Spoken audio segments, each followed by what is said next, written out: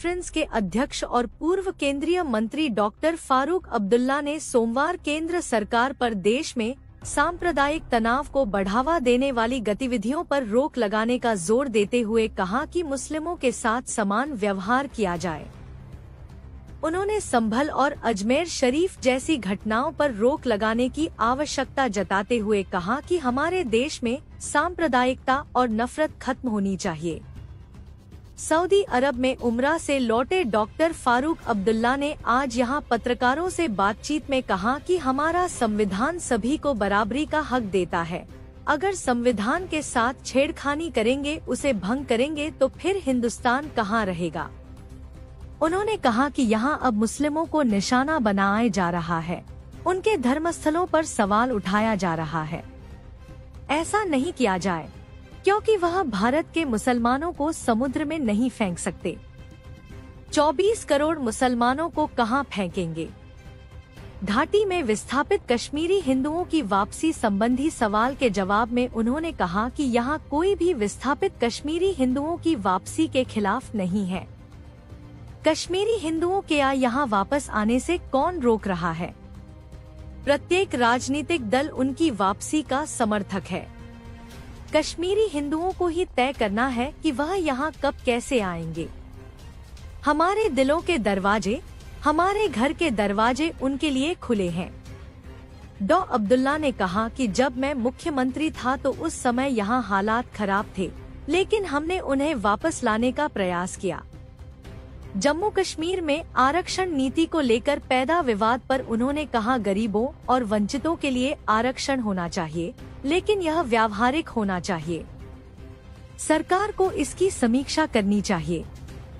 आरक्षण वंचितों के लिए है ताकि उनका सामाजिक आर्थिक उत्थान हो सके।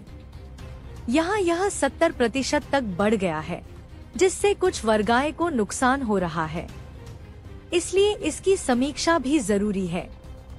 उपराज्यपाल मनोज सिन्हा द्वारा आतंकियों के मददगार 2 सरकारी कर्मियों को बर्खास्त किए जाने पर पूर्व मुख्यमंत्री ने कहा कि सरकार यह जरूर पता लगाएगी कि इन 2 कर्मचारियों को क्यों हटाया गया है।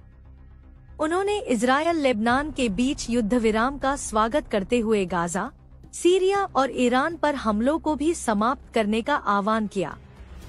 उन्होंने कहा कि युद्ध विराम एक बहुत अच्छा कदम है, लेकिन इजरायल और अमेरिका द्वारा गाजा, सीरिया और ईरान में संयुक्त रूप से किए जा रहे हमलों को रोकना आवश्यक है, जो आज भी जारी है।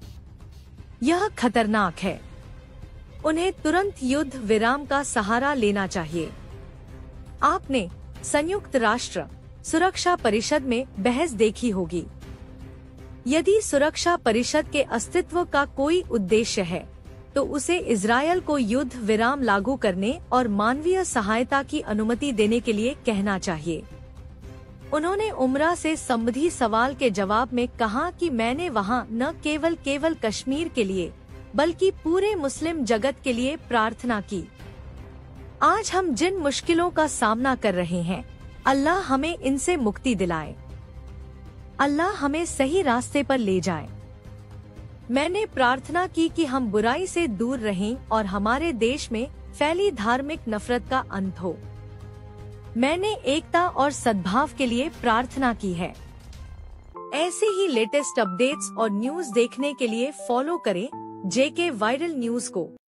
छोटे या बड़े किसी भी तरह के ब्रांड, दुकान या बिजनेस को अब ले जाएं एक कदम आगे। एडवर्टाइज करें JK वायरल न्यूज के साथ और बढ़ाएं अपने बिजनेस को। अभी कॉल करें नीचे दिए गए नंबर पर या डायल करें 9858805270।